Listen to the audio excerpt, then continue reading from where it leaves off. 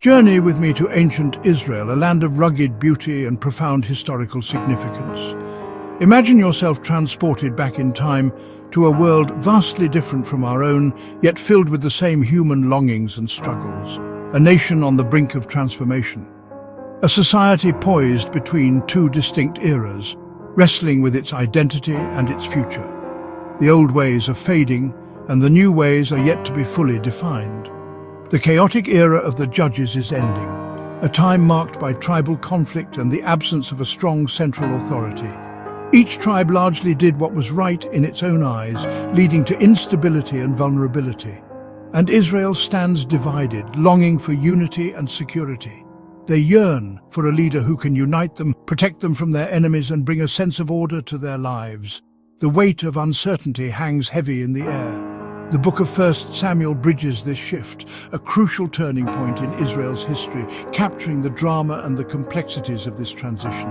It's a window into the hearts and minds of the people as they grapple with momentous decisions.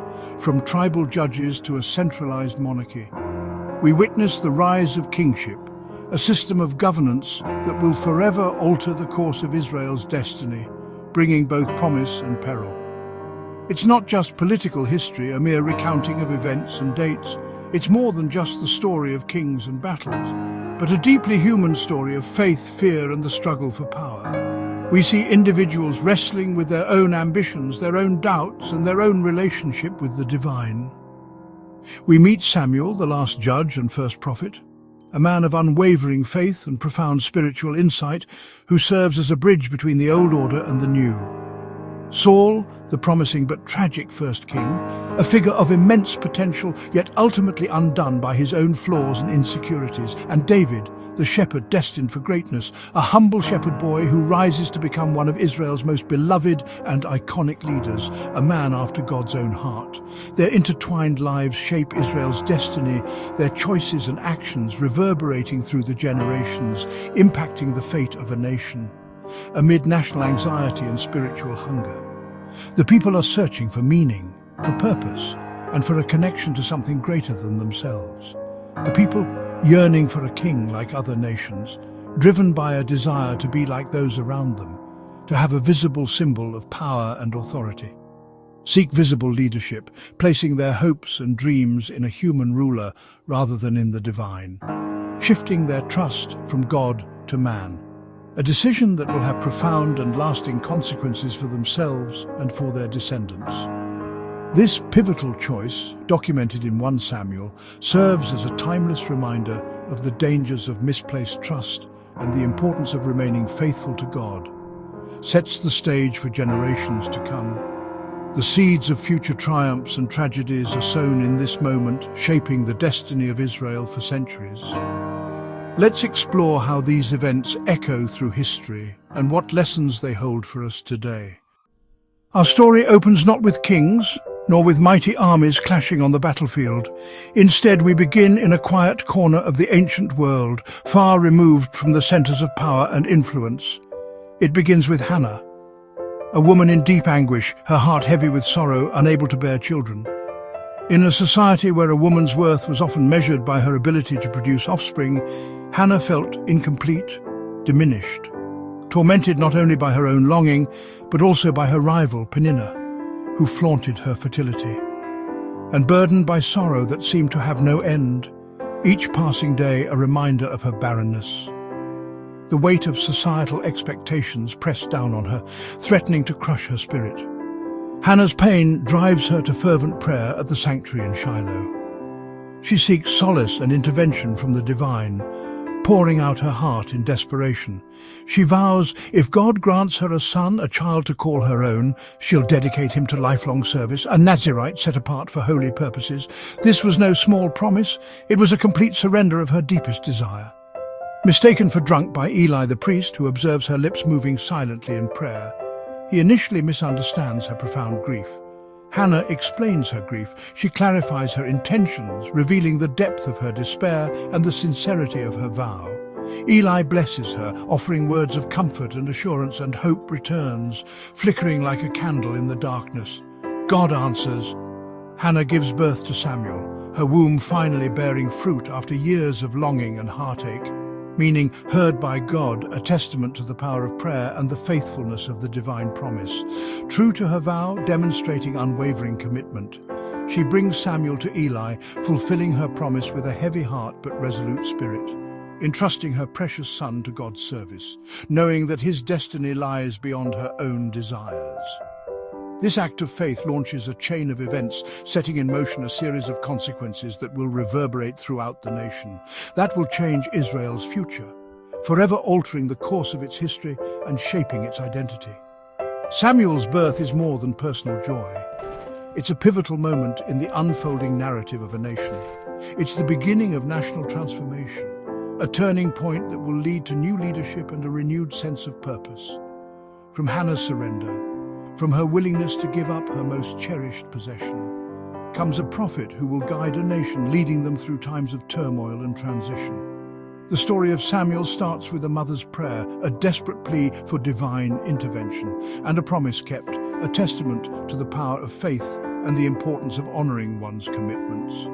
Through Hannah, we see how personal faith can shape history, how individual acts of devotion can have far-reaching consequences, impacting not only personal lives, but the destiny of entire nations. Samuel grows up in Shiloh, serving under Eli in a time of spiritual darkness. God's voice is rare, and Eli's corrupt sons abuse their power. One night, Samuel hears his name called 3 times. He runs to Eli, who finally realizes it's the Lord. Eli instructs him, "If he calls again, say, 'Speak, Lord, for your servant is listening.'" God's message is harsh judgment on Eli's house for unchecked corruption. Samuel, though afraid, delivers the message. Eli accepts it with resignation. From then on, all Israel recognizes Samuel as God's prophet. The silence between God and his people is broken. Samuel's calling marks a new era of divine guidance. In a corrupt world, a child's listening heart becomes the voice of God. As Samuel ages, his sons prove corrupt and Israel's leaders grow restless. Surrounded by powerful nations, they demand a king craving security and unity. Samuel is dismayed, sensing their request is a rejection of God as king. He prays and God instructs him, "It's not you they reject, but me." Samuel warns, "A king will take your son's daughter's land and wealth." The people insist, "We want a king to lead us and fight our battles." Their desire for conformity outweighs Samuel's warnings. God tells Samuel to grant their request. The search for Israel's first king begins a decision that will reshape the nation. The longing for visible leadership comes at a cost. Israel's choice sets the stage for triumph and tragedy.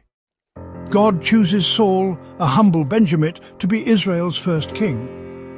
Saul's journey begins with a search for lost donkeys, leading him to Samuel. Samuel, forewarned by God, anoints Saul in a private ceremony. Signs confirm Saul's calling, and the Spirit of the Lord transforms him. At Mizpah, Saul is publicly chosen by Lot, but hides in fear among the baggage. When revealed, he stands tall, literally and figuratively, before the people. Samuel declares, "See the man the Lord has chosen." The people shout, "Long live the king!" Saul's reign begins with promise and hope. Israel finally has the king they desired. Saul's early victories unite Israel, forging a nation from disparate tribes. He leads them to triumph against their enemies, securing their borders and establishing a sense of national identity. The people rally behind him, seeing him as a strong and capable leader, divinely appointed to guide them. But cracks soon appear in Saul's leadership, subtle at first but growing wider with each passing challenge. These flaws, born of impatience and a lack of complete faith, will ultimately lead to his downfall. The weight of the crown begins to take its toll. Facing the Philistines, a formidable enemy, Saul grows impatient. He is waiting for Samuel, the prophet, to arrive and offer the pre-battle sacrifice, but Samuel is delayed. The pressure mounts as his troops begin to desert. In his anxiety, Saul takes matters into his own hands and offers sacrifices himself, usurping Samuel's divinely appointed role. This act of disobedience reveals a deep-seated insecurity and a lack of trust in God's timing. Samuel arrives, his face grim with disappointment. He rebukes Saul for his rash actions, pointing out the gravity of his disobedience and the consequences that will follow. Samuel declares that, because of Saul's disobedience, his kingdom will not endure. The dynasty he hoped to establish will be cut short. and the throne will pass to another. God seeks a man after his own heart, someone who will obey his commands fully and lead Israel with unwavering faith and integrity. The search for this new leader begins. Later, Saul disobeys again, this time in a different but equally significant way. His choices reveal a pattern of prioritizing his own desires over God's explicit instructions. After a decisive victory, Saul spares King Agag, the ruler of the Amalekites, and keeps the best plunder for himself and his men, defying God's command to destroy everything. This victory over the Amalekites, meant to be a testament to God's power, becomes another mark against Saul, highlighting his flawed character and his inability to fully submit to divine authority. Samuel confronts him once more, his voice filled with sorrow and disappointment. Saul, instead of repenting, blames others for his actions, attempting to deflect responsibility for his disobedience. But the verdict is final. There is no escaping the consequences of his choices. His justifications ring hollow in the face of divine judgment. Because you rejected God's word, he has rejected you as king.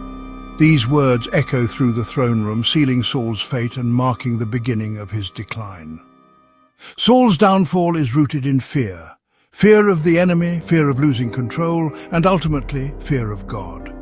This fear paralyzes him and leads him to make decisions that contradict God's will. His reign is characterized by incomplete obedience, a willingness to follow God only when it aligns with his own desires and ambitions. This half-hearted commitment proves to be his undoing. The kingdom slips from his grasp. Slowly but surely the power and authority he once wielded begin to diminish. His loss is not by defeat in battle, but by disobedience to God's commands. It's a self-inflicted wound, a consequence of his own choices. God's favor departs from him, leaving him vulnerable and exposed. The divine protection that once surrounded him is now gone. And so Saul's reign is doomed, destined to end in tragedy and regret. He is a king who had everything but lost it all through his own actions. The tragedy of Saul serves as a powerful warning, a cautionary tale for all leaders and indeed for all people. It demonstrates that leadership without faith, without complete obedience to God, ultimately leads to ruin, both for the leader and for those they lead. Israel's first king falls from grace, a stark reminder of the importance of humility and obedience in the face of divine authority.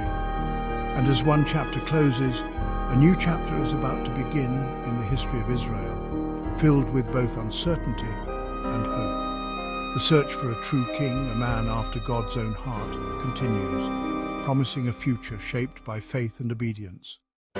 While Saul still reigns, God sends Samuel to Bethlehem to anoint a new king. At Jesse's house, Samuel is drawn to the eldest son, but God reminds him, the Lord looks at the heart. One by one, Jesse's sons are rejected, until the youngest, David, is called from the fields. God says, "This is the one." Samuel anoints David, and the Spirit of the Lord comes powerfully upon him. Meanwhile, the Spirit leaves Saul, replaced by torment. David's anointing is secret, but God's plan is set in motion. The shepherd boy is chosen for greatness. A new era begins quietly, far from the throne. The future king is a man after God's own heart. Saul, tormented by an evil spirit, brings David to court as a musician. David's music soothes Saul, but his victory over Goliath makes him a national hero. The people sing, "Saul has slain his thousands and David his tens of thousands." Jealousy consumes Saul. Admiration turns to fear and hatred. Saul tries to kill David, first with a spear, then by sending him on deadly missions. But David succeeds, for the Lord is with him. Saul's paranoia grows. David becomes a fugitive, hunted by the king he once served. The two men's destinies are locked in a deadly rivalry. David's faith and humility contrast Saul's insecurity and rage. The path to the throne is marked by danger and betrayal. The struggle between Saul and David shapes the fate of Israel. The final chapters of 1 Samuel trace Saul's tragic decline. Obsessed with destroying David, Saul loses his way and God's guidance. In desperation, he consults a forbidden medium, sealing his separation from God. On Mount Gilboa, Saul's army is defeated, his sons fall, and Saul takes his own life. Israel's first king dies in despair, ending an era begun with hope. 1 Samuel contrasts Saul's self-reliance with David's humble faith. The story warns of power's dangers and the cost of disobedience, yet God's faithfulness endures, preparing David for a new beginning. Even in failure, God's purpose moves forward. The journey of Samuel, Saul and David reminds us true leadership begins with the heart.